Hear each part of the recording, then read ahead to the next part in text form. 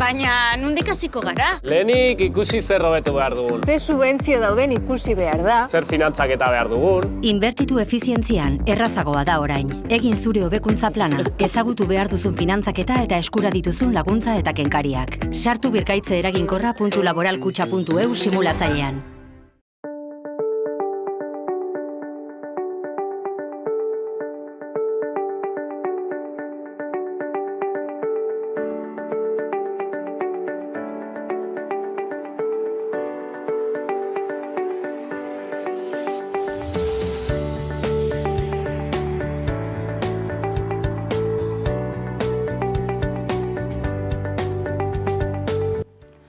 Kaixo eta ongi etorriak saio berri batera gaur urtarrilak 11 osteguna bi elkarrizketa berriekin gatoz.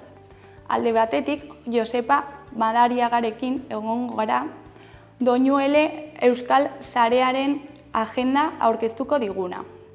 Eta beste alde batetik Javier Mangado etorriko da gure ohiko kolaboratzaileetako bat. Eta Goroabe eta printzaren gortorlekoaren inguruan hitz egingo digu. Baina horrekin hasi baino lehen goazen betiko edukiarekin.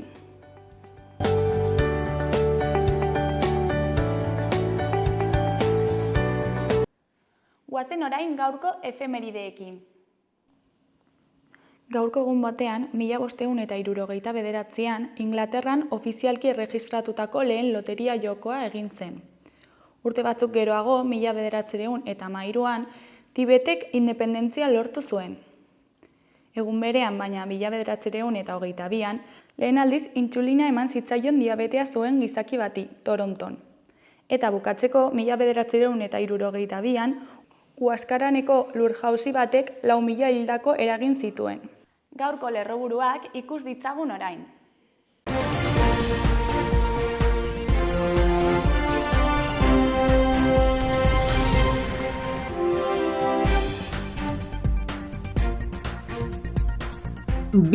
Laurako Nafarroko aurrekontu orokorren aurre proiektua onartu da. Derrigorrezkoa da musukoa erabiltzea osasun zentroetan. Nafarroko gobernua Tuteran eta Castejonen eguzki energiako 2 planta jartzeko 4 partzela komunalen desafekzioa onartu du.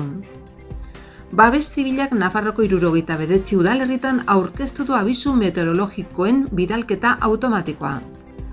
Arrotuko ostegunean emanen die hasiera neguko jarduerei LGTBI irakurketa klubarekin. Iruñako auzoko 14 zinegoziok berritu dituzte udal gobernu talde berria izendatu ondoren. Dantza garaikideko zikloa Zibibos Iturramara itzuliko da urtarrilaren 11tik 27. Berako mendiegunaren 17. edizioa urtarrilaren 13an ospatuko da. Nafarroko Automobilismo Federazioaren urteko sariak lesakan banatuko dituzte urtarrilaren 13an. 8. Hilbeltza bekarako deialdia zabali da martxoaren 8 arte.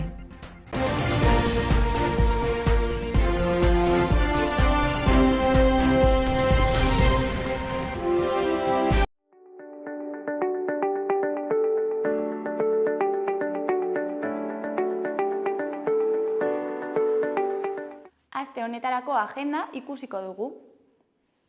Larunbatean, alde batetik Tutun Platz bakarrizketa Altsasuko kulturetxean. Jon Plazaola bere sorlekura bere sehaskara itzuli da Tutun Platz humorezko ikuskizun berriarekin. Taula gainean bere lehen agerraldia egin zuenetik 23 urte pasa diren honetan, berriz ere stand-up formatuko bakarrizketari heldu dio. Hori bai, 23 urte zaharrago, 23 urte jakintsuago eta 23 urte kabroiago. Ikuskizunaren promozio esku oinarriak zehazten duenez. Arratsaldeko 7:00 €8 eta lehiatilan bertan 10 €.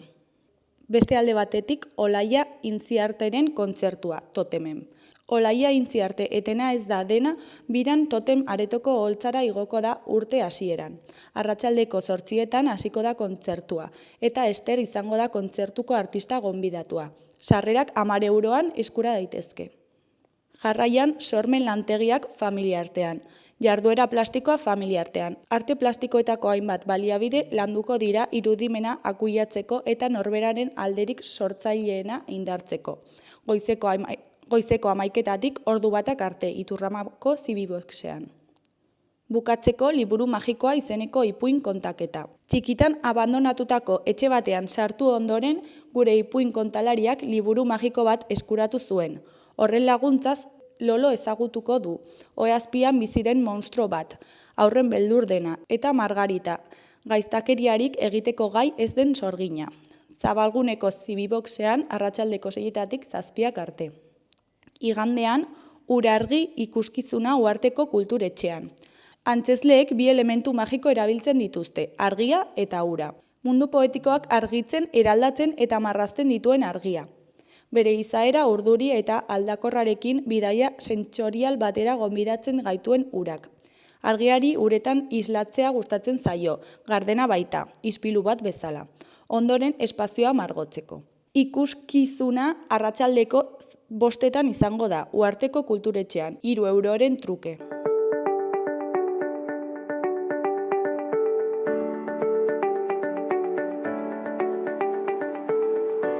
Ikus dezagun gaurko egunkarien azalek zer dioten. Diario de Notiziasen titular nagusian, Osasun, Hezkuntza eta Eskubide Sozialen sailek Nafarroako aurrekontuen erdia beren gain hartzen dute. Alde batetik, foru gobernuak 111 handitu du gasto publikoa.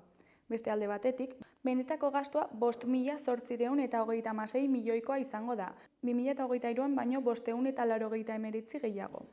Jarraian, estatuari egindako ekarpena 837 milioira igoko da. Bukatzeko, Jaurlaritzak Europako funtsetatik 173 milioi esekutatzea aurreikusten du.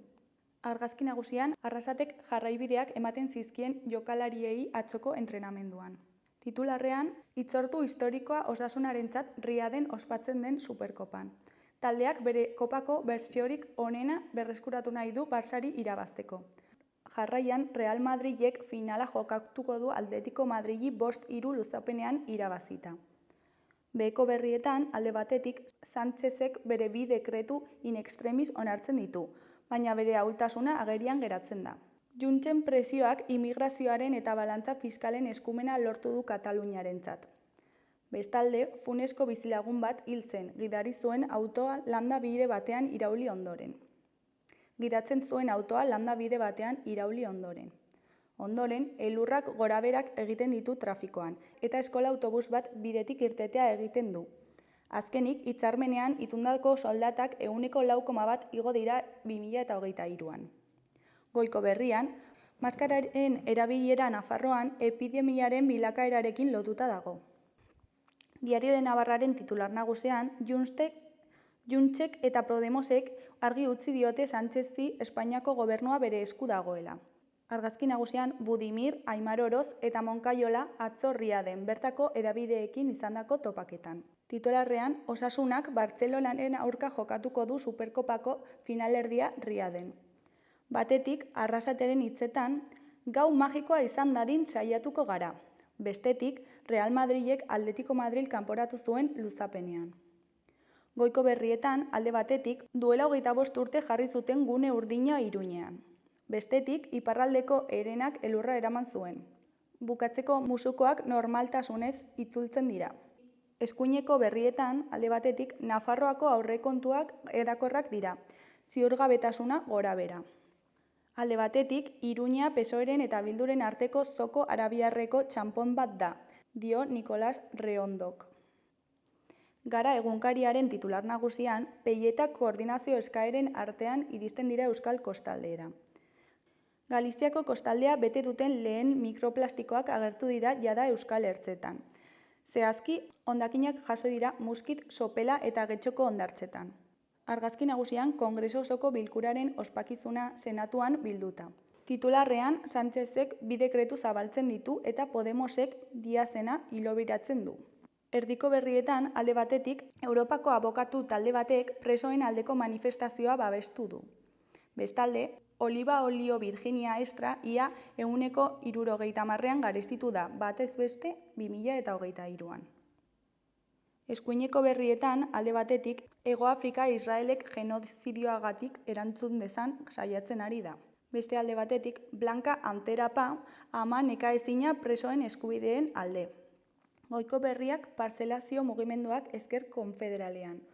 Podemos Sumar mugimendua, Kuo Berdeak ezker anitza eta Aliantza Berde alderdiek osatzen dute Euskal Autonomia Erkidegoan. Berriaren titular nagusian, Espainiako gobernuak aurrera atera ditu neurri ekonomiko gehienak, Juntos por el Cambiori esker. Alde batetik, Puigdemonten alderdiak ez du parte hartu bozketan, eta arnasa eman dio Pedro Sánchezi. Bestalde, langabezia subsidioaren erreforma atzera bota dute, Podemosen kontrako botoekin. Bukatzeko, onetsi dute garraio laguntzen eta zerga murrizketen dekretua. Argazki nagusian, Zierbenako arena hondartza atzo. Titularrean, plastikozko pinportak ahalik eta gehien garbitzeko prestatzen ari dira erakundeak. Beheko berrietan, alde batetik, urruntzearen amaierak ekarri du erlaxazio bat, baina urraketak hor daude oraindik ere. Hauek dira Naikari Iturberen hitzak. Bestalde, Madrilek behar duta maskara erabiltzea derrigorrezkoa da atzodanik osasun etxeetan. Jarraian, iaz baino 587 milioi gehiago izango ditu Nafarroako aurrekontuak. 3 urte eta erdiko zigorra akusatu bati, Santi Kokaren heriotzagatik. Euskal Herria irratiaren titular nagusian, kaleratzeak eta lan erregulazio espedientearen aukera jarri ditu mahai gainean Príncipe de Viana enpresak. Eskuineko berrietan, alde batetik, gaur hasiko da arrotuen neguko programazioa irakurgile jarduerarekin. Bestetik, Iera Agirre pilotariaren hitzetan. Ikusgarritasunak eginen gaitu erreferente etorkizuneko neska pilotarien artean.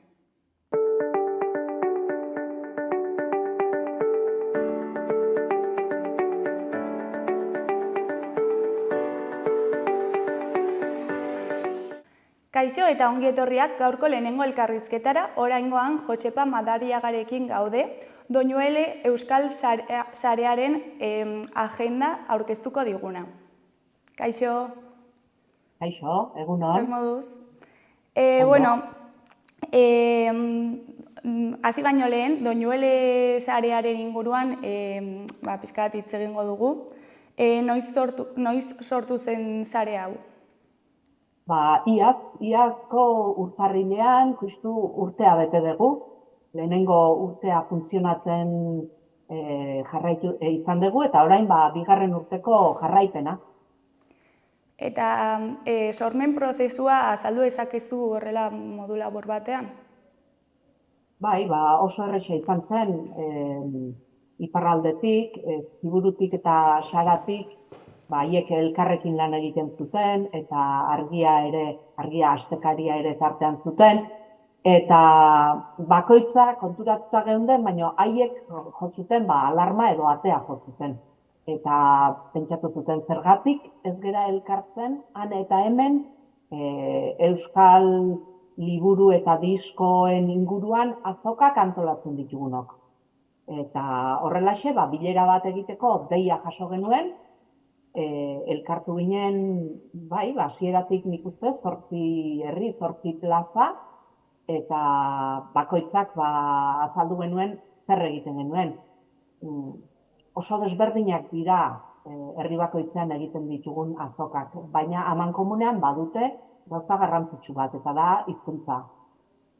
Euskerazko materiala da, han azaltzen dena, eta euskera hutsez funtzionatzen da. Badakigu, gaurko bizimoduan gure gizartean irlak direla, ezta? Inguruan gaztelerazko materiala dago, gaztelerazko ekintzak daude, eta gureak dira euskera hutsezko ekintzak. Baina hori da, azpimarratu nahi duguna, azpimarratu genuena, euskera hutsezko plazen sarea. Eta, elkarri berri eman, zer egiten genuen, nola egiten genuen, eta hortxe, saretu ginen, 8 plaza. Zeintzuk, Baztan, Azkoiti, Zarau, Ziburu, Hernani, Sara, Galdakao eta Lazkao. 8 herri,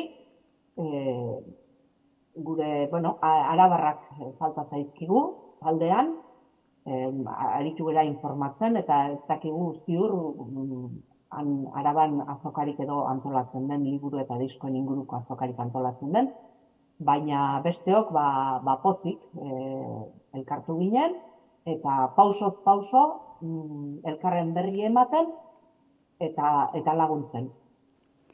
Eta beste herri batzuk parte hartu nahi izan ez gero, ateak irekiak dituzte edo? Bai noski oso gustora hartuko ditugu, sarea zabala da eta zabaldu egin nahi dugu. Hemen denok kabitzen dira, esan bezala, baldintza hori da, euskara hutsez funtzionatzea, euskara hutsezko materialak salgai jartzea. Eta han hemen baldin badago beste azokarik eta harremanetan jarri nahi badu gurekin oso ongietorriak izango dira dudarik gabe. Eta zer egin behar da Doñueleren parte izateko?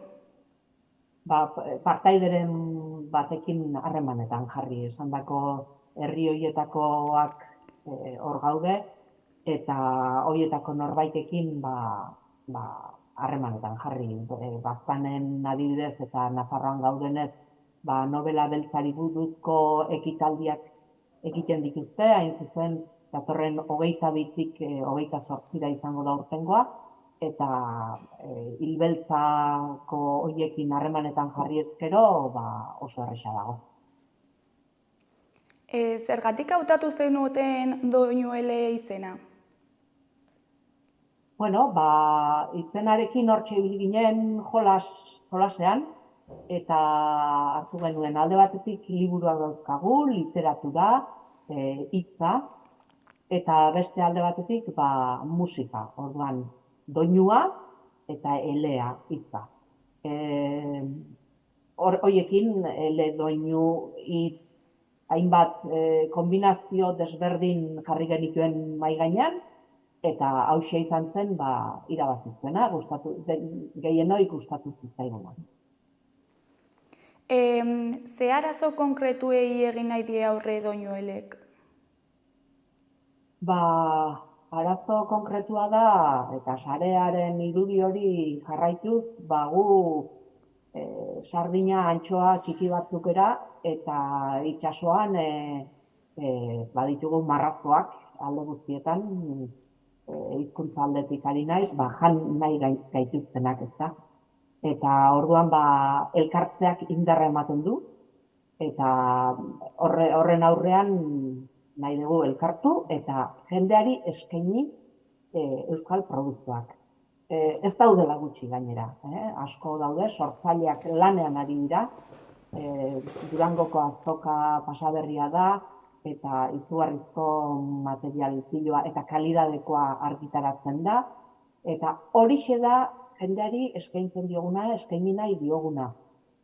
Bai material aldetik eta bai ekintza aldetik, ez daude liburuak eta diskoak saltzen diren azokai buruz bakarrik ez gara ari. Antolatzen ditugu liburu aurkezpenak, antolatzen ditugu solasaldiak, hitzaldiak, musika emanaldiak, jan edanaren inguruan ere azokak hornitzen ditugu, eta orduan kultur ekintza, euskal kultur ekintzak antolatuz auspoa eman nahi diogu eta jendeari erraztu, erakutsi zer dagoen eta gure gana inguratu eta gozatu dezatela geure material horiekin. Eta material hauen ideia edo nork pentsatzen ditu proiektu hauen mamia edo? Bueno, hori ja azoka bakoitzak eta esan bezala oso desberdina da, ez? Jo dezagun baztanen bertan. Novela beltzari buruzko ekitaldiak antolatzen dituzte. Orduan, novela beltza da oinarri hilbeltzak antolatzen duen azoka honetan. Beste forma bat azkoitikoa da, gure gelatik taldeak antolatzen du, eta hauek emakumeek idatzitako liburuen azoka eta ekitaldiak antolatzen dituzte. Emakumeari ematen diote lekua, eta orduan emakumeek egindako liburuak, emakumeek aurkeztuak eta izaten dituzte. Bakoitzak du beste bat, haur eta gaztei dagokien azoka izango da, Lazkaokoan orokorra izaten da, nobedadei ematen diegu garrantzia, urtean zehar argitaratu diren disko eta liburuak hartzen ditugu oinarri, urtekoak eta aurreko urtekoak baita ere, nahiko nobedade direla pentsatzen dugulako. Baina nobedaden inguruan, gero, etortzen den bezeroak, etortzen den interesatuak, material zarra ere nahi baldin badu, inguratzen zaio. Orduan, hori, azoka bakoitzak du bere espazioa, du bere gaia. Ze harrera izan du proiektu honek jende artean? Bueno, ona, gustora gaude. Jende artean, baino gehiago, gure artean. Guri balio izan digu askorako honek.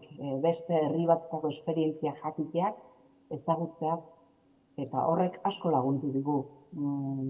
Beti, beste herri batean egiten den azokara joaten baldin bagera, ikasi egiten ditugu gauzak. Ea, nola egiten duten, esportatu baldin baliteke eta ekarri gure herrira, ekarri, beti ez du horrek balio, baina askotan bai.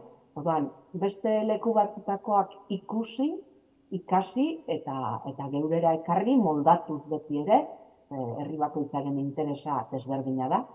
Baina antolatzaileoi lagundu digu saretze horrek. Jendeari begira, bueno, baita ere, azoka bakoitza indartzen den momentutik, txukuntzen den momentutik, jendeari produktu hobea eskaintzen zaiolako, solasaldiak direla, eta bat. Baina, esan duguna, batez ere guk behar dugu saretu, antolatzaileok behar dugu saretu, eta gure lana hobetu. Zein izan da proiektu honen gauzarik zailena? Bueno, zailena abiatzea eta dudari gabe elkarlana zaila da. Zaila da arlo guztietan. Asko zerrexagoa da guk geure inguruan, geure jendearentzat, ekintzak antolatzea. Baina, aberasteko ingurukoekin elkarlanean egiten baldin badugu, produktua hobea da, baina lan gehiago egin behar da. Oso gizarte individualista da gure hau, eta besteekin elkarrekin lan egiteak lana bikoiztu egiten du, baina emaitza ere bai. Orduan, zaila da, elkarlana zaila da, baina emaitza ona denez, egin beharra dago, eta gu egiteko prest gaude. Elkarlana esaten duzunean, esan nahi duzu Doñueleren parte diren herri ezberdinen artean? Bai, noski, bai. Jo dezagun ez da, gu talde bat gaude, Lazkaoko azoka antolatzen dugunak, eta Doñuelekin harremanetan gaudenez, bilera gehiago egin behar ditugu, harremana izan behar dugu aurrez aurrekoa bezala online eta telefonoz eta bar, baina merezi du eta jendeak eskertuko du eta guk ere bai. Urte honetan, esan nahi dut, sortu zenetik gaur egun arte, bilakaerarik jasan du proiektu honek? Bai, bueno, esan beharra dago pauso laburrak emanez, pauso bat dela, eta itxo gabe, esan dugu, aipatu dugu, izena jarri genion taldeari, Doñuelen, logoa jarri genion, lehengoan esantzikun batek badirudela koru bateko partaide gerala, ez da, nota musika nota bat, eta hori pentagrama bat balitz bezala eta bar, baina, bueno, doinua eta elea bi horiek lotzen dituen irudia da eta gustatu zitzaigun. Orduan hori ere egin dugu, prentsaurrekoak ematen ditugu urtero behintzat bat. Gero, atera berri dugu aurtengo azoketan erabiltzeko horri markatzaile bat. Horri markagailu bat da, Doñuele jartzen duena, sarean gauden elkarte guztien logoak daude eta herri horietako bakoitzan azokak eta ekintzak zein garaitan izango diren jartzen duena. Orduan, horiek zabalduko ditugu, munduan zabalduko ditugu, jendeak jakin dezan, eta horri markatzailea polita da, erabili egiten da, liburu bat irakurtzen ari zeranean, eta hantxe daukazu, kontxo, otsaila dela, otsailan baldago hemen azokarik edo doinuelek antolatutako ekintzarik, hortxe dago jakiteko modua, eta horrezaz gain, elkarrekin gauza asko gehiago egin ditzakegu, dudarik gabe, baina indarrak neurtu behar ditugu, eta pauso joango gara. Sortuko dira, egingo ditugu gauzak, baina oraingoz, horietxek martxan dauzkaguna. Aurtengo azokei dagokienez, non eta noiz izango dira? Hortarako papera behar dut, eta esan duguna, hilbeltzak urtarrilaren 22-tik 28-ra baztanen, novela beltzari buruzko ekitaldiak antolatuak ditut jada, horren berri nik baino hobeto jakingo dezuek, bai aurtengoen berri eta bai orain arte antolatu dituztenen berri ere. Urrengoa, gure gelatik izango da, apirilaren 12-tik 14-ra Azkoitian, eta emakumeek idatzitako liburuen azoka eta ekitaldiak izango dira. Jada Azkoitiarrak ari dira aurtengo saio antolatzen, eta ikusiko dugu zer aurkezten diguten. Zarautzen, literaturia, maiatzaren 24-tik 26-ra, hau ere literatura azoka da eta hainbat ekitaldi antolatzen dituzte. Urrunaz, liburun, azoka ekainaren batean izango da, liburu eta disko azoka eta ekitaldiak ere. Hernanin, azoka urriaren 5-ean, liburu eta disko azoka eta ekitaldiak. Ikusik, Saran, urriaren 11-an eta 12-an, haur eta gazte literatura eta ekitaldiak. Hauek esan bezala, arlo bat hartzen dute. Haur eta gazte literatura, oso arlo garrantzitsua, eta horri buruzko azoka eta ekitaldiak antolatzen dituzte. Sormene, Galdakon, literatura azoka urriaren 30-ean. Eta urtea bukatzeko, Durangoko azokaren ondoren, Lazkaoko azoka, izango dena abenduaren 13-tik 15-era, eta plazako frontoira ateratzen ditugu, liburua diskoak eta hainbat ekitaldi, esan bezala, nobedadeetan oinarrituta, urteko nobedadeak eta aurreko urteko nobedadeak. Horiek dira dauzkagun plazak eta planak urtean zehar. Ikusi bezala urtarrilean hasi eta abendura arte ez daude hilero, baina desente bai, eta han hemen polita da, azoka batetik bestera ibiltzea jendea, hau da, Nafarrok baztanen badaukazue gertuan bertatik bertara aukera, baina zergatik ez eman pausoa eta apirilean Azkoitiako azoka bisitatu, aprobetxatu turismo egiteko, Euskal Herri dotorea daukagu, eta lagun berriak eginez, azoka guztietan jendea beso zabalik hartzen dugu. Eta azoka hauetatik aparte, beste proiekturen bat pentsatua duzue? Momentuz ez. Momentuz solako proiektu hondirik ez. Pauso goaz, eta pixkanaka sortuko zaizkigu. Lanerako gogoa badaukagu, imaginazioa ere bai, eta sortuko zaizkigu plan berriak bai.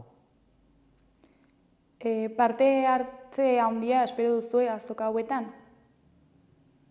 Bai, parte hartzea izaten da, eskertzen da, eta esan beharra dago azoka bakoitzak bere ibilbidea baduela. Ez dira lehenengo edizioak egiten ditugunak, elkarrekin eta saretu gerana bai, baina azoka bakoitzak badu bere historia. Eta nik gurea ezagutzen dut, aurten ez, pasaden abenduan, 2023an, 35. edizioa egin dugu. Zergatik egiten dugu, jarraitzen dugu azoka antolatzen urtez urte. Jendeak eskertzen duelako, estimazioa duelako, eta horrek lanean jarraitzeko indarra ematen digulako. Beraz, bai, jendea hurbiltzen da azoketara. Nahiko genukena baino gutxiago, behar bada, bai, esan bezala gutxi irakurtzen da, eta euskara gutxiago. Eskaintza ere handiagoa dago beste hizkuntzetan, baina esan bezala euskaraz ere kantitatea eta kalitatea badauzkagu, ziurtatuak dauzkagu, eta, bueno, estimazioa dute azokek, eta bai, jendea etortzen da.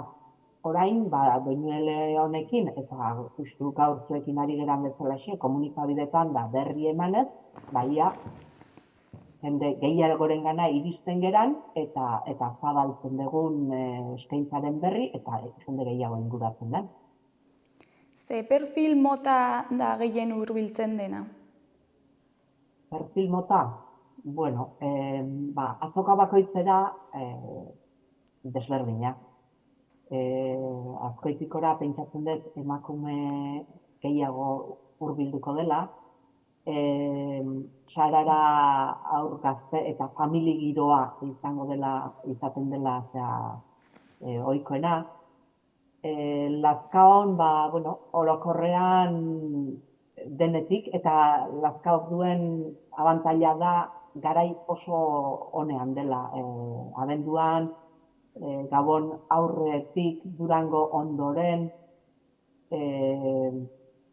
jendea hurbiltzen da. Zoritxarrez, kontsumo gizarte honetan, Gabonetan opariak erosi beharra daukagu, eta gure apustua da, bai, opariak erosten ditugu denok, baina opari klaseari ere erreparatu behar zaio, eta liburuak eta diskoak, gure produktuak oparien artean egoteak poza ematen du.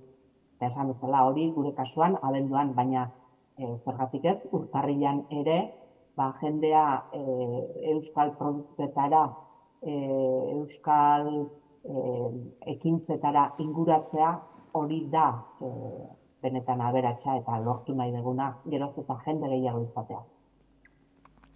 Aldago azoketan euskara ikastea sustatzeko hezkuntza programarik edo jarduerarik? Nik uste ez, baina ez ditut denak sakon ezagutzen. Nik uste, laguntzeko bai, euskara ikasten ari denarentzat ere lagungarri da jo dezagun liburu eta aholkuak ematen dizkiegu. Liburua nahi duenari aholkuak ematen diogu, eta ikasten ari den batek maila baxuko edo literatura errezeko liburuak aurkitu ahal izango ditu azoketan. Eta beti ere, aurkezpenen bat, solasaldi bat antolatzen denean, euskara ikasten ari dena inguratzen baldin bada, horrek irakasleak euskaltegian baino gehiago laguntzen dio, herritarrekin harremana izatea, idazleekin, solaskideekin, hori benetako eskola hori da. Iaztik ona, nabari izan duzue herri hauetan euskararen erabileraren inguruan aldaketak edo? Hori azterketa sakona egiteko gai bat litzateke, eta ez dut uste olako ekintza batek horretan garrantzia handirik izan dezakenik. Ondar aleak dira. Doinuelek antolatzen dituen azokak ondar aleak dira euskararen lekua aurkitzeko mundu hortan, lekuzea hortan, nahasmen horretan. Lagundu dudarik gabe, eta garbi dagoena da, azokak egiten ditugu, zenbaitentzat izango da, urteroko ekintza, betikoa, hau eta beste, batzuk baloratuko dute oso ondo, beste batzuk ez diote halako garrantzirik emango, baina jakin nahiko nuke azoka guzti hauek egiteari utziko bagenio, fuera azoka hauek, 8 plaza, 8 herri, kenduta, orduan bat baino gehiago konturatuko ginateke, konturatuko litzateke utxunea. Laguntzen dute, hori kulturgintza da, euskal kulturgintzak behar du doinuele, behar ditu azoka hauek, eta behar ditu beste milaka eta milaka ekintza han eta hemen euskararen erabilerari bultzada emateko. Eta bukatzeko, hemen zaudela eta jendeari iriste arazi nahi diozun zeo zer esan nahi duzu? Bueno, animoa, inguratzeko azoketara eta gozatzeko. Ez da lan bat eskatzen. Azokara joatea beste konpromiso bat ez. On egingo die, ongi pasako dute, laguntza izango dute euskara ikasten ari direnek, dakitenek, baina erabiltzeko aukerarik ez dutenek, euskaraz bizi garenok ere hor txoko bat izango dugu, eta denak animatu nahiko nituzke, eta lehen esan bezala, plan oso polita da, jo dezagun, ez da, Gipuzko aldetik, datorren urtarrilaren 22-tik 28-ra ikusi egitaraua, eta baztan bisitatzea. Egun baterako, birako, azoka eta ekintza horiek, azokaren inguruko, hilbeltzaren inguruko ekintzak bezala, baztan eta baztan berrak ezagutzera. Eta horrelaxe, gure geografian azoka izugarrizko oporraldia egin dezakegu. Bale, mila esker gurekin hitz egitera etortzeagatik, eta zuen proiektu polita hau partekatzeagatik. Zuei eskerrak, oso pozik ikustora aritu naiz, eta Doinueleko partaide guztien izenean eskertu nahi zaituztet, eta esan bezala parte hartu eta inguratu gure ekintzetara, azoketara, beso zabalik hartuko zaituzteguta. Bueno, ondo izan. Bai, berdin, agur. Agur.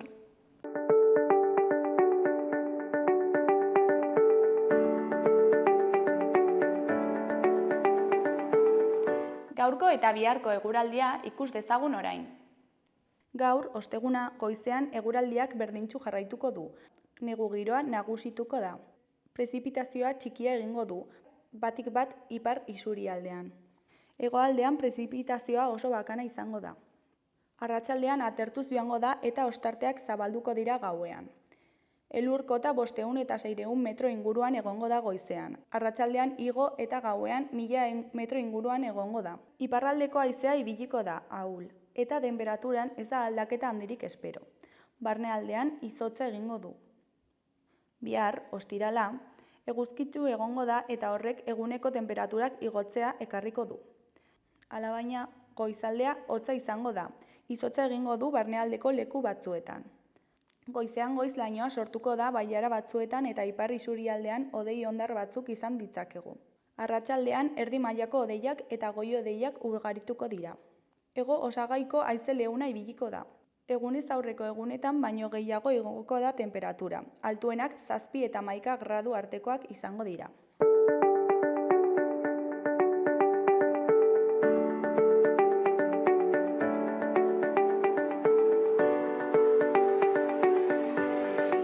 Kaixo, ongi etorriak gaurko bigarren elkarrizketara, oraingoan Javier Mangadorekin gaude, gure ohiko kolaboratzaileetako batekin. Kaixo, zer moduz? Ongi eta zuek, ongi, bronkitis bat pasata, baina ongi orain, bai. Bueno, gaur, Goroabetik printzearen gotorlekuraino doan ibilbidean eramango gaituzu? Bai, ibilbide bera ez da ibilbide bat. Tokian bertan baitago zera, baitzegoen zera gotorleku ura. Goroabe da zera eremu bat, Iruñeko eremu bat, eta dago, Iruñan meseta baten gainean kokatuta dago. Eta Goroabe da justo ertza. Ertza egoekialde inguruan dago, ez? Eta non kokatzen da gaur egungo Iruñan? Hortan, Milagrosa auzoaren gainean kokatzeko pixkat, ez? Milagrosa elizatik haratago. Gutxi gora bera izango ziren Gaiarre kalea, gero Zangoza kalea, Gaiarre kalea gero maldan bera jaisten da, beraz ja, Sakana aldera, Zangoza kalea behitik gora doa, justo, ertze-ertzetik ibiltzen dira. Eta Zangoza eta Goroabe kalea ere bai, han dago. Hortik behera, hortik ja hegoaldera eta ekialdera, dena da beheraka da, nolabait esateko, sakan bat, ez? Orduan, izena da nahiko, argi alde batetik, beste alde batetik nahastuta nolabait, interpretazio batzuk izan ziren. Nik irakurri nuen bat, irakurri nuen lehendabizikoa, Jose Joaquin Arazurik egina, edo bere inguruko norbaitek, eta esaten zuen koroa P, beraz, koroaren azpian. Irudikatuz nolabait meseta, koroa bat izango baliz bezala. Eta orduan, koroa horretatik behera, koroa P. Ez du zentzu handirik, dirudienez ez du zentzu handirik, adituek esaten dute, ez dela oso logikoa, ez? Euskeraren aldetikan. Logikoagoa omen da gora bera. Eta egia da, haraino iristeko, joan behar duzula, Iruñetik, Iruña erdigunetik, ara joteko, joan behar duzula maldan gora. Pixka bat, baina maldan gora da. Eta gero, hortik aurrera, ja da maldan bera. Beraz, gora bera, ematen du, hortik datorrela, ematen du, eta Goroabe geratu dela, ez? Eta nahiko toki, ez ezaguna alde batetik, baina historikoki nahiko importantea izan zen. Batez ere, izan zen, 17–19 mendeetan, estrategikoki balio militar handia zuelako. Pentsatu behar dugu, Iruñeko meseta ez dela borobila, ez dela koroa bat. Baizik eta Gaiarre kaletik ibiltzen baldin bagara Foruen plaza aldera, ikusten dugu heltzen garela Zaragozako etorbidera, eta handik, nolabait esateko lautada, zabaltzen dela hegoaldera. Han dago Santa Marta uste dut dela, Iturrama, eta gero Donimane. Hor dago lautada haundi bat, zabala, eta aldiz Gaiarre kalearen parean, hor jaba dago sakana, hortik jeisten da. Beraz, eta hori importantea da, estrategikoki oso importantea da, ze Zaragozako etorbidea doa sakanatik beiti. Ezkerreko aldea, jeistean, ezkerreko aldea nahiko zabala da, jada beko aldea, han dago La Milagrosa osoa dagoan, eta nahiko garbi dago, ez? Baina eskuinaldean badago Malda, Iturramako Malda, Iturrama muturreko Malda, eta gero Azpilagaina. Orduan, eta ze importantzia, ze garrantzi du horrek? Pentsa dezagun, gure Iruña beti izan da oso borrokatua, ez? Bide gurutzea izan da, eta hemendik pasatu dira frantziarrak eta espainiarrak eta jende guztia, ez? Eta estrategikoki Irabiar penintsulan oso estrategikoki kokatua dago.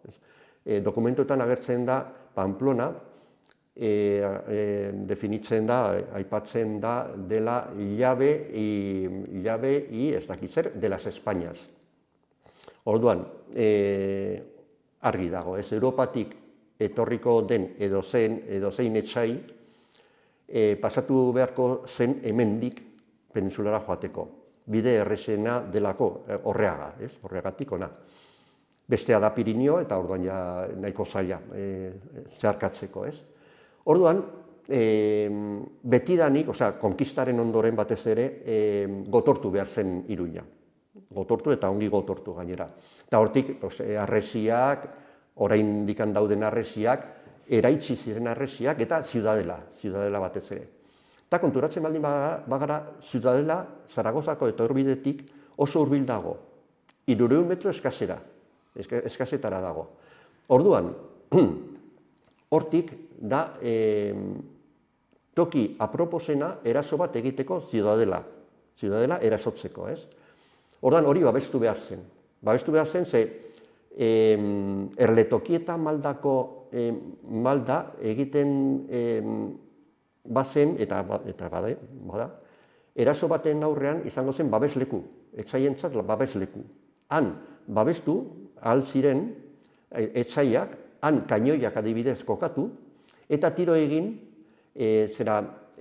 ziudadelaren gainetik eta hiria bombardatu. Aldiz, ziudadelatik egindako tiroak haien kontra, beti pasatzen ziren, eta pasatuko ziren ez, gainetik, babestuta daudelako erletokietan, azpian. Ordan, toki hori babestu behar zen, gotortu behar zen. Oso toki zabala da. Ordan, zaila, babesteko nahiko zaila. Ordan, pensatu zuten, eta egin ere bai, hasiera batean, olako trintxera bat, sakanatik, ertzetik, taka, trintxera bat, trintxera da zulo bat, zulo luzea, baina zuloa. Ordan, oso eraginkorra ez da. Pensatu zuten ere bai, eta nola baitasi ere bai egin zuten oholeria bat, esaten dena militarren ezera izkeran, esaten da empalizada. Beraz dira, enborrak jarri ez, Mendebaldeko pelikuletan bezala, pelikulas del oeste, horako fuerteak, hori zen oholeria, ingurua zen oholeria. Hemen erabiltzen zen ere bai, izan ere ziudadela osoa oholeriz inguratuta zegoen, bere momentuan.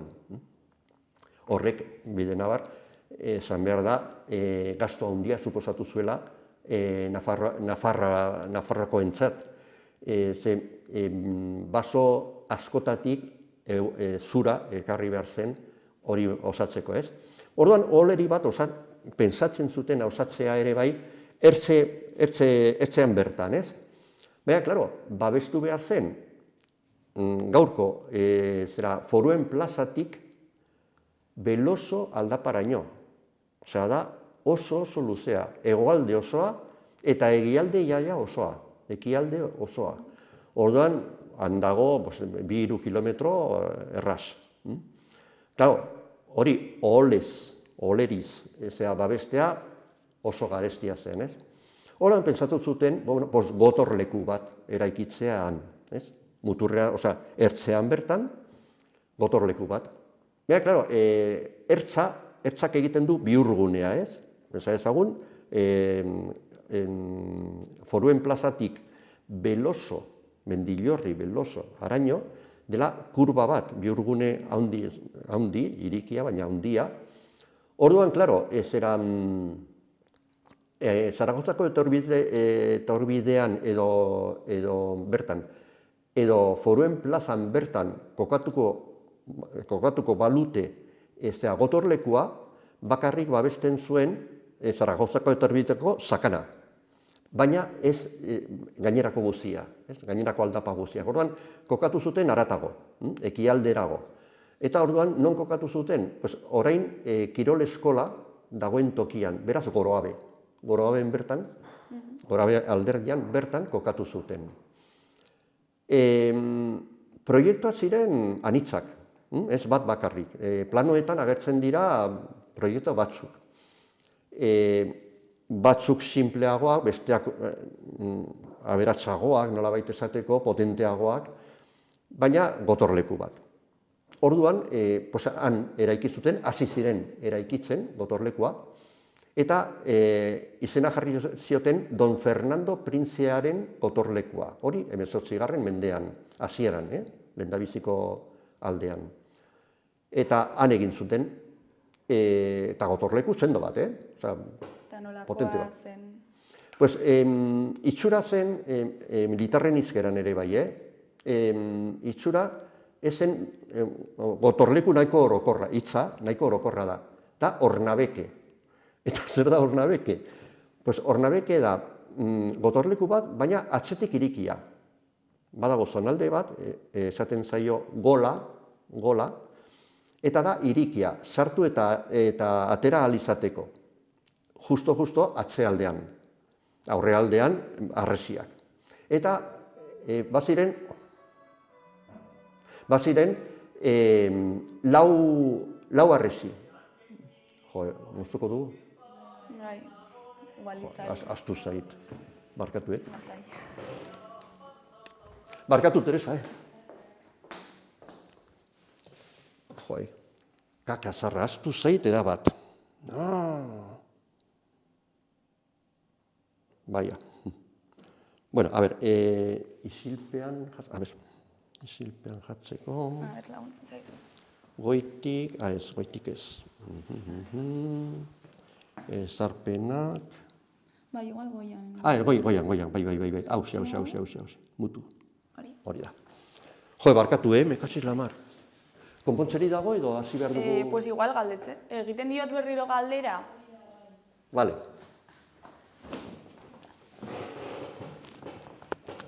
Vale, ja ez? Eta nolakoa zen gotorleku hori?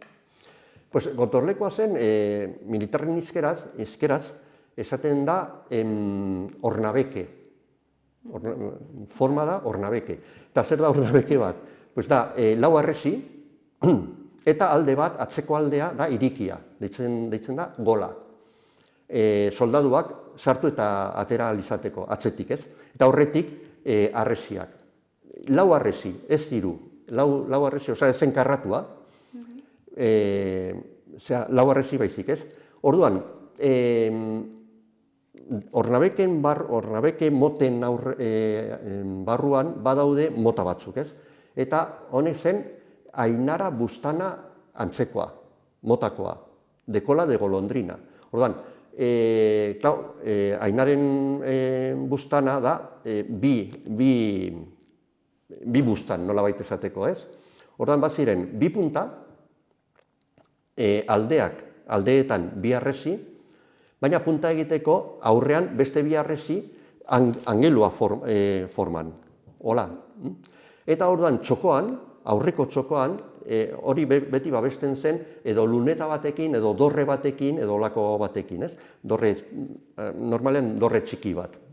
Eta gero beste fortifikazio inguruan, baina batzuk, ez? Baina batez ere hori, ez? Orduan, kontua da, Iruñeko harresietan gertatu den bezala, beti gertatu da gauza bera, proiektatu eta eraiki artean, obsoleto geratzen zela eraikina. Osea, artilleria potenteagoa zen. Gero eta potenteagoa, eta orduan, eraikitzea da beti da mantsoa. Ezin da egunetik egunera egin, ez? Urte batzuetan egin behar da. Total, azkenean obsoleto geratu zen, eta ezen eraiki bakarrik, luneta. Eta lunetaren aztarnak geratzen dira gaur egun. Eta luneta zegoen kirol eskola dagoen tokian, mutur horretan.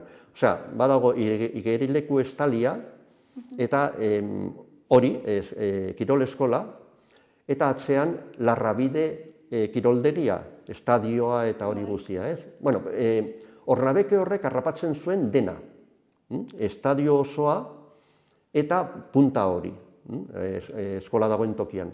Eta gu, jeisten baldin bagara Zangozakaletik behera, eta gainditzen baldin badugu igerileku estalia, piztina estalia, han badago lorategi txiki bat, piztinakoa gainera, eta handik, esitik ikusten da. Ikusten da, eskolaren azpian, badagoela oraindik harresi aztarna batzuk.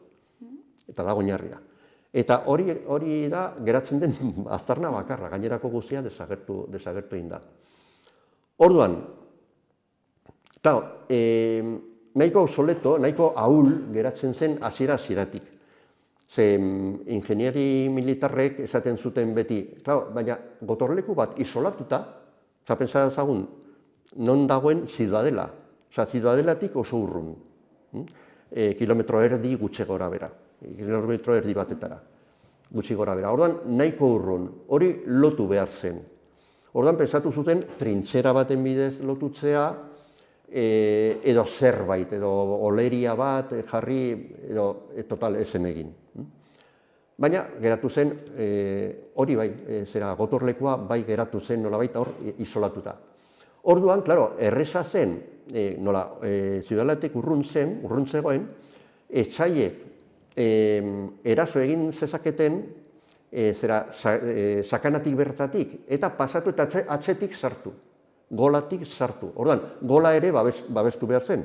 Eta orduan, zer egin zuten, beste gotorleku txikiagoa, eraikitzea, proiektatzea atzean. Orduan, horren atzean, bazegoen beste bat. Eta deitu zen infantearen gotorlekua. Itxura berdina, baina txikixeago. Baina hori... Zergatik ez duten itxi eta jazta. Soldaduak atera eta sartu ahal izateko. Osea, momentu batean, estualdi batean, etxaia oso eraso gogorra egiten baldin bazuten, orduan, klar, eskapo egin behar zuten. Orduan, tokia izateko eskapatzeko. Hortik, horrekin lotuta dago, zera, oleria, normalean da, defensarako lehendabiziko tokia, ez? Oleria. Estakada esaten da gaztelaniaz, ez? Orduan badago esaera zar bat gaztelaniaz, dejar a alguien en la estakada. Orduan hori zen, hango soldaduak usten baldin baduzu, babesi gabe, etxaiaren ja aurrean, hori zen dejar en la estakada. Horregatik oraindik erabiltzen da esaera hori, ez? Orduan, hori ies egin ahal izateko, ez? Zonalde hori gola zen ies egin ahal izateko. Orduan, kokatzeko pixka bat, non zegoen printzearen gotorlekoa? Bat zegoen Larrabide estadioan, harrapatzen zuen atletismo pista osoa, harrapatzen zuen ere bai futbol zelaia, eta badago beste futbol zelai bat bere ezkerraldean nolabait esateko, bere ondoan. Futbol zelai horren erditik pasatzen zen alde bateko harresia. Pentsatu behar dugu, nahiko handia zela, soldaduak ez dakit eunaka sartzen ziren hor barruan. Eta orduan, atzean infantearen gotorlekua, txikia. Eta non zegoen, horia estadiotik kanpora. Eta beste aldean zer dago, Galizia etorbidea,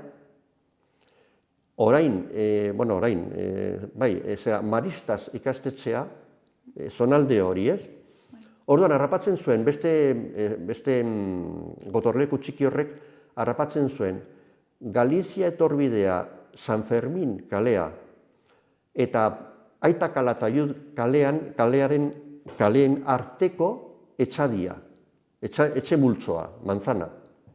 Hor bertan zegoen. Eta aldeko harresia, lau harresi ere bai zuen, aldeko harresia, haratago zegoen aldeko harresia, Aita Calatayud kalearen, jartzen baldin badugu maparen gainean, edo satelite argazki baten gainean, harrapatzen zuen, justo, Aita Calatayud kalearen norabidea. Azken muturra. Horrek esan nahi du, seguruenik, han zulatzen baldin bada, edo indusketa bat egingo balitz, seguruenik zerbait agertuko zela. Orduan, han ez da ezer egin seguran ere, baina hor nonbait eta etxeen azpian ere bai, seguruenik, zerbait aterako zen. Orduan, hori zen sistema hori, erabili montatu zuten defensa sistema hori. Zer gertatu zen? Erabili zen, Ziudadela adibidez, sekulan ere zen erabili. Behin erasotu zuten, baina gainetik. Kontra ez zuten egin. Baina printzearen gotorlekoaren kontra bai. Eraso zuzena jasan zuen. Eta izan zen, 19. mendearen hasieran, 1823 eta 3an, beraz, independentzia gerraren ondoren, frantziar armada etorri zen ona, beren ideiak inposatzera, nolabait esateko, eta deitu zitzaien armada horri, deitu izena jarri zitzaien los 100.000 hijos de San Luis. Torri ziren armada bat, los 100.000 hijos de San Luis. Horiek kokatu ziren Sakanan barruan, barrenean. Eta poliki igo ziren, Zaragoza etorbidetik goiti, poliki, babestuta erletokietako maldan, babestuta, beraz Ziutadelatik babesean zeuden, eta eraso egin zioten ez Ziutadelara, baizik eta printzearen gotorlekura, hau da, beste aldera, igotzen eskuin aldera. Eta orduan, aprobetxatuz orientazioa ez zela egokia. Lehen komentatu dugu, eremu handiago babesteko orientatu zutela ego ekialdera. Osea, punta, nolabait aurrealdea, zegoen ego ekialdera zuzenduta. Baina armada etorri zen hegoaldetik, zuzenetik. Orduan, ez zegoen, eraso ez zioten egin aurretik, baizik eta albotik. Baina alboan bazegoen harresi bat ere bai, klaro, esan dugu 4 harresi zirela. Orduan, alde horretako harresia ez zuten erasotu. Egin zituzten tiroak gainetik. Eta orduan, aurreko harresian, beste aldeko harresian, jotzeko eta rebote egiteko. Pentsatu behar dugu, bai, ez zirela lehergailuak, balak, bombak, ez zirela bombak, ez zirela lehergailuak, pelotak baizik, ez? Orduan, klaro, pelota horiek, burnizkoak edo arrizkoak edo murnizkoak batez ere, berunezkoak. Klaro, aurreko, urruneko harresiaren kontra jo eta barrura erortzen ziren guztiak. Orduan, eunaka tiro egin, eta orduan, klaro, hango jendea, hango soldaduak, errenditu egin behar izan zuten, besterik ez. Orduan, irabazi zuten, irabazi zuten printzearen gotorlekoa. Orduan, ja ikusi zen horrek ez zuela ezetarako balio izango. Orduan, zer egin zuten berarekin? Utzi zuten, abandonatu egin zuten. Orduan, egon zen eraikita urte eman zuen, urte asko eta asko, 19. mende osoa, eta 20. mendearen lehenengo herena ere bai. Jose Joaquin Aratzurik adibidez idazten du eta esaten du berak ezagutu zuela. Bakarrik luneta, bakarrik eratzen zen luneta. Orain kirol eskola dagoen toki hori, ez? Eta han jolasten zirela. Ume garaian, haiek, bere belaunalditakoak, haiek jolaslekua zuten, baina erabat utzia, badaude argazkiak, eta ikusten da, landareak ateratzen zirela, eta handik arraz utzia. Eta azkenean erabaki zuten, hirigintza araño helduko zenean, zabalgunea araño heldu zenean, Larrabide estadioa, lehen Ruide Alda zen izena, egin zutenean eta hango etxeak, Goroabe kaleko etxeak eta Gaiarre kaleko etxeak eta egin zituztenean, orduan hori kendu zuten. Eraitsi zuten, bakarrik geratzen da aztarna hori, eta hor dago bakarra. Azkenean, pentsatu behar dugu, bi gotorleku bat egitea garestia zen, ez? Orduan, bi gotorleku egitea han eta isolatuta izateko, ez du zentzua handirik, nahiko burugabea da. Ez, proiektua zen zabalagoa. Proiektua zen babesteko ekialde osoa. Ez hegoalde bakarri, baizik eta Iruñeko ekialde osoa. Beraz, Beloso aldaparaino heltzen zen. Orduan, baziren proiektu batzuk, harresi bat egitea, edo trintzera bat egitea, hori eskaz geratzen zen argi eta garbi, gotorleku lerro bat, gotorleku gehiago, baina ja ez ornabekeak, ja bastioiak. Pentsatu behar dugu zirela Ziudadelako puntak, bezalako gotorlekuak, punta batekin, kanporan zera zuzendua. Proiektatu ziren 7, pentsa ezagun, ertze osoan, 7. Claro, non orain jesuitas ikastetxea dagoen tokian bat eta erdi kasi. Gero, Errioxa kalea handik beste batzuk, osea, Lezkairuren gainean eta Mendillorri aurrean. Zonalde hori guzia, 2 kilometro dira, 2 kilometro, bastioiez beteta, 7 lerroan. Orduan, horrek ezer suposatuko zen bere momentuan, pues Iruña arras isolatuta geratzea. Kanpoko auzoak, Mendillorri, Lezkairu, hori guziak, eta Milagrosa, ere bai, pues isolatuta geratzea. Ezen egin. Zergatik ezen egin? Lehendabiziko arrazoia, diru falta. Hori oso garestia zen. Orduan, diru faltagatik, hori egiten ziren, mendeetan, ez urte batetik bestera, ez mendeetan. Orduan, ez zegoen dirurik. Ez zegoen dirurik, Nafarroa ja bazegoen kasi porrot eginda, zergatik, gainerako arresi guztiak eta Ziudadela ere bai eraiki zutelako. Orduan, hori oso garestia izan zen, lanaren partetikan, langileak ziren Nafarrak, baina, Nafarrak ziren, garai hartan, nekazariak, abeltzainak, ez ziren konstruktoreak. Orduan, han ibili ziren lanean, zura eta harriak eta dena, Nafarroaren lepotik zegoen. Orduan, geratu zen, eta diru batzuk etorri ziren, ez era erregearen partetikan, baina gutxi. Osea, geratu zen Nafarroa, jaia dirurik gabe. Dokumentu batzuetan agertzen da, ez bakarrik jende arrunta, nobleak ere bai. Osea, jende noblea, eta agertzen da dokumentu batean, el noble don fulano de tal quedó sin poderse comprar ni una manta. Pentsa ezagun, Osea, porrot ikaragarria izan zen.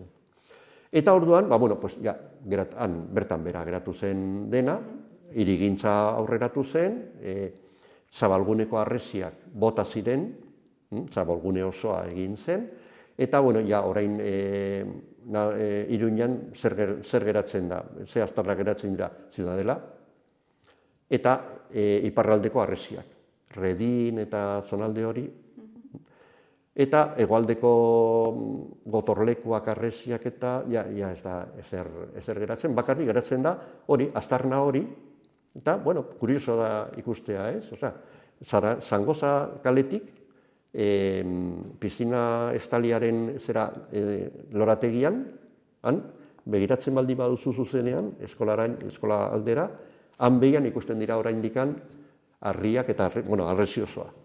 Zegoen harresia. Fijatuko gara.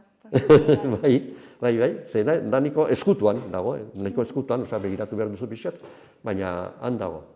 Eta hori da guzia, gutxi gora bera, gaurkoa. Bale, mila esker, gurekin berriro aitortzeagatik. Plazer bat izan da, beti bezala. Eta interesgarriak izan dira kontatu dituzun gauzak. Espero dut.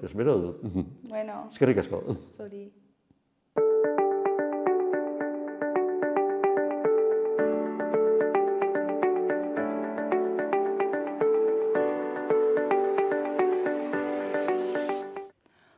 Gaurkoz hau izan da dena, bihar itzuliko gara eduki eta elkarrizketa berriekin. Ondo izan. Gobierno de Navarra. Nafarroako gobernua.